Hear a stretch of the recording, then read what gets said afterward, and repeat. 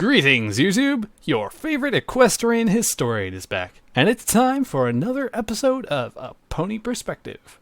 On this episode, it is time to cover the most controversial topic in history. Okay, the second most controversial topic in history. There we go. Yes, in this episode, we will talk about the American Civil War.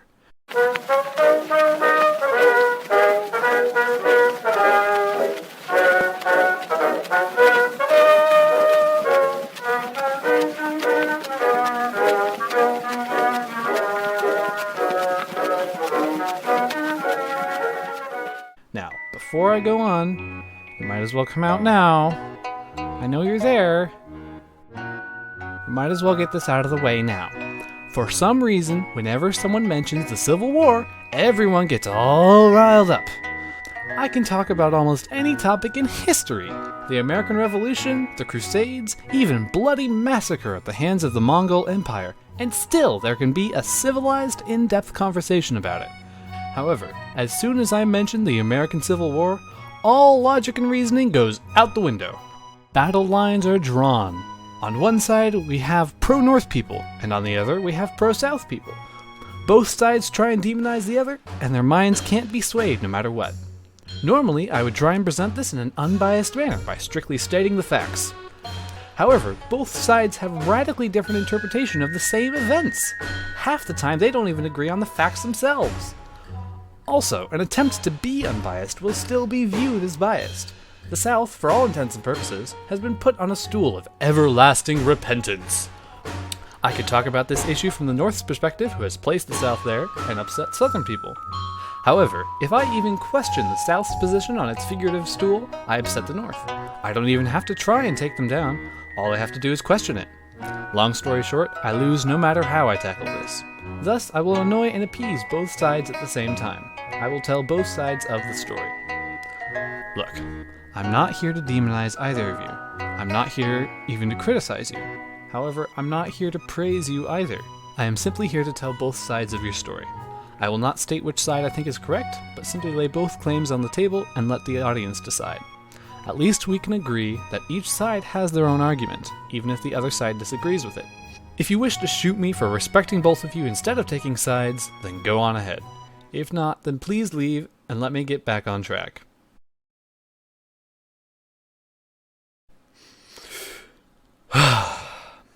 Much better.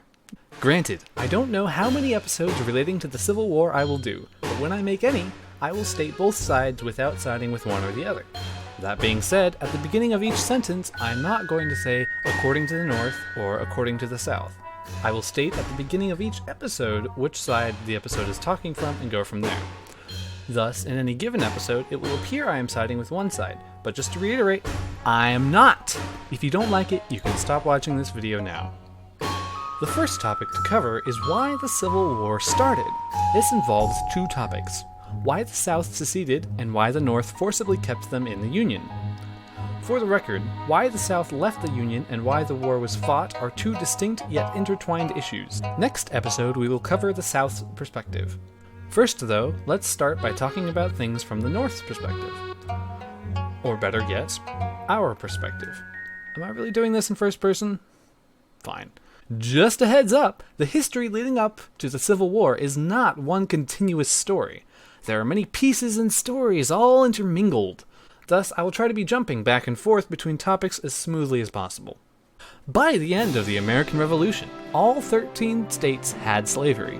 The triangle trade was in full swing. In this trade, raw goods from the Americas were sent to Europe, processed into manufactured goods, sent to Africa in exchange for slaves, which were then sent to the Americas.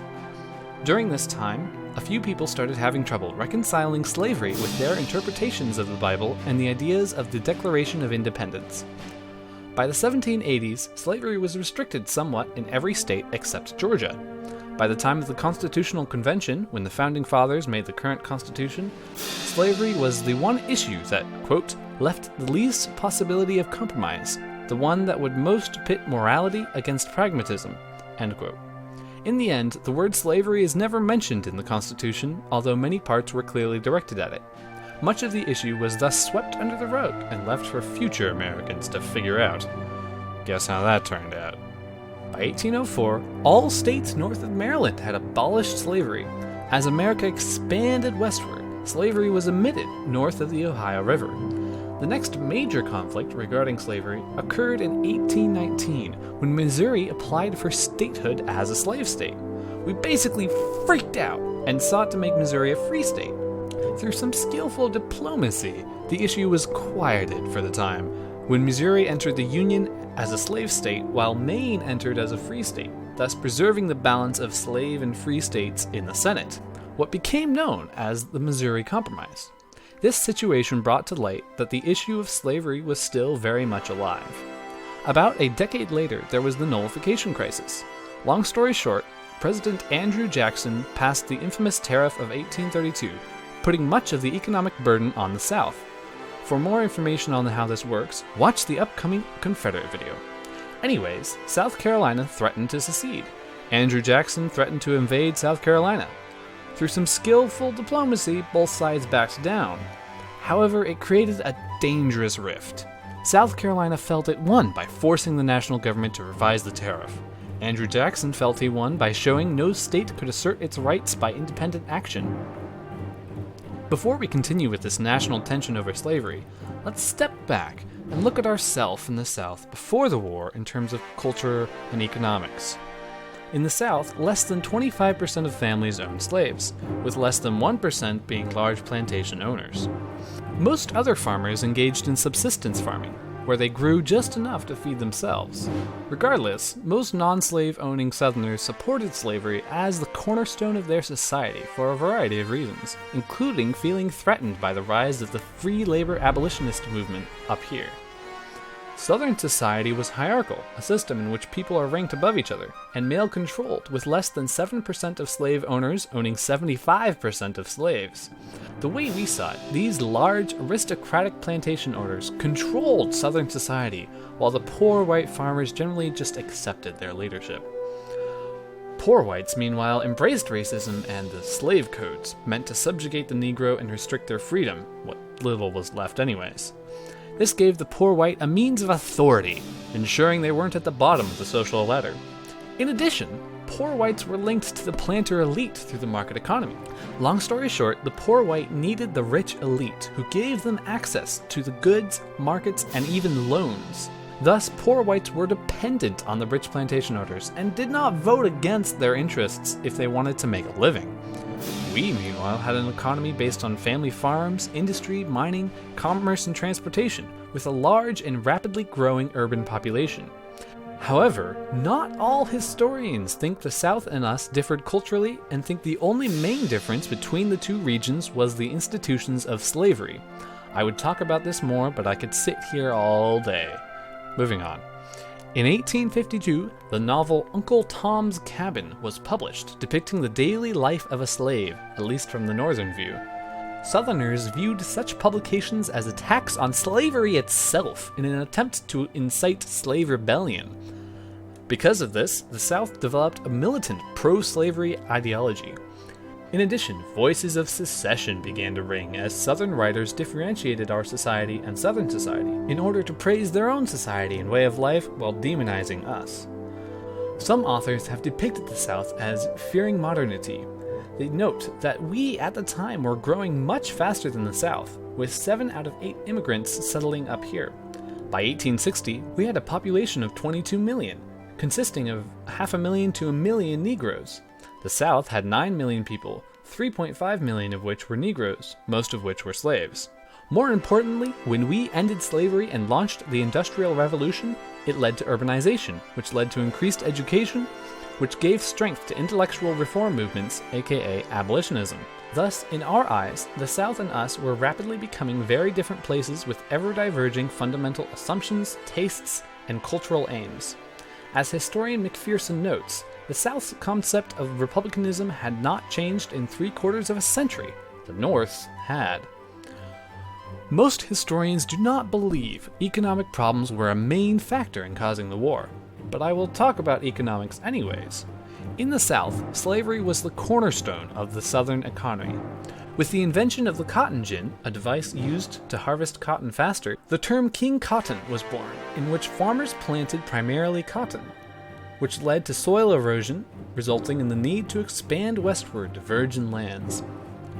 Meanwhile, us people in New England and the Midwest had vastly different economies. Some argue that New England and the Midwest formed a coalition against the plantation South. Others argue that each economy complemented each other, and that all regions benefited by trading with each other, thus nullifying the economic reasons for secession. Again, I could go way into this, but I won't. Moving on again. And yet, there was another area of conflict over slavery, the King James Version of the Bible.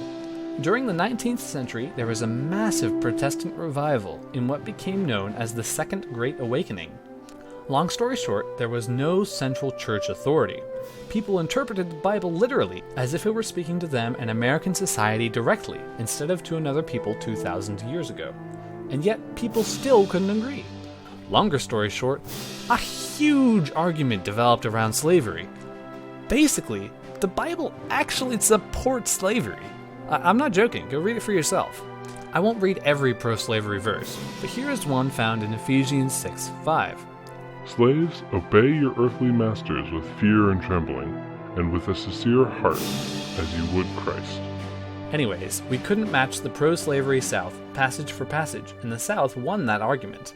Despite this, during the mid-1800s, the churches split over disagreements about the issue of slavery, resulting in all denominations America has today.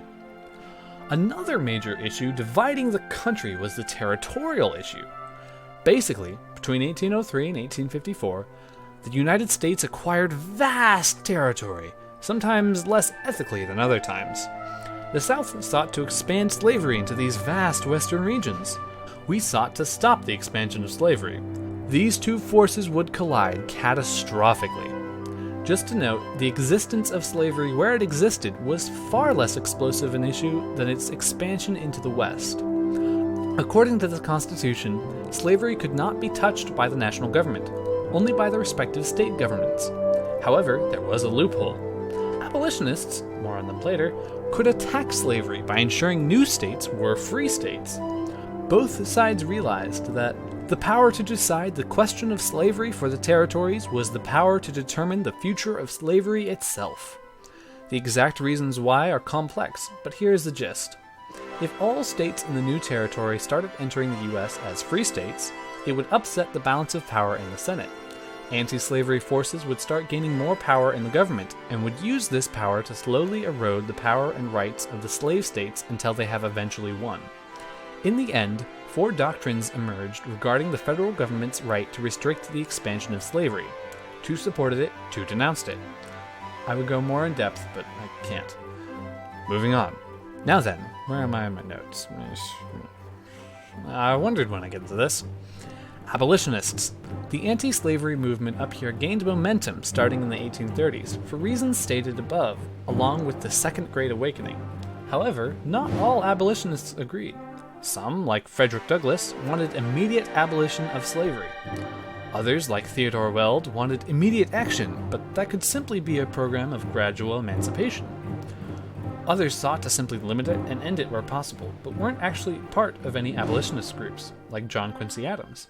Still others, like Abraham Lincoln, sought to stop its expansion and influence. Regardless of these types, Southerners labeled them all abolitionists, without distinguishing between them. A basic argument against slavery was that it denied the Negro control over his destiny and the fruits of his labor. Another argument was the attack against slave power, the idea that slaveholders had disproportionate political power in the federal government. Yet another argument was for the benefit of the white man. By making new territories free states, it gave poor whites the promise of free labor and upward mobility, which was ideal to reforming individuals. In addition, at this time, abolitionists began petitioning Congress to restrict slavery. Long story short, through the infamous gag rule of 1836, Congress forbade discussing the issue of slavery. This, of course, pushed the issue aside for the time being. However, the gag rule was rescinded in 1844. Another development was the free soil movement. Basically, during the first half of the 19th century, although farm tenancy was increasing, The number of free farmers, people who owned farms, doubled that of farm laborers and tenants, people who simply worked on farms. Meanwhile, industry was concentrated in small-scale enterprises. At the same time, there were advancements in transportation and communication, helping to create rapid population and economic expansion up here. With all this expansion and promise for upward social mobility, the free soil movement began. They envisioned a society of small-scale capitalism, with white American laborers entitled to the chance of upward mobility, opportunities for advancement, rights to their own property, and control of their own labor. Tying back to abolitionism, in order to keep these new lands safe for the white man, sorry, that felt weird saying that, they had to bar slavery and the Negro in general. The idea of free labor and the opposing slave power appealed to Northern citizens much more than the plight of the slave. That puts us to about 1848 in the timeline. 12 more years to go before all hell breaks loose.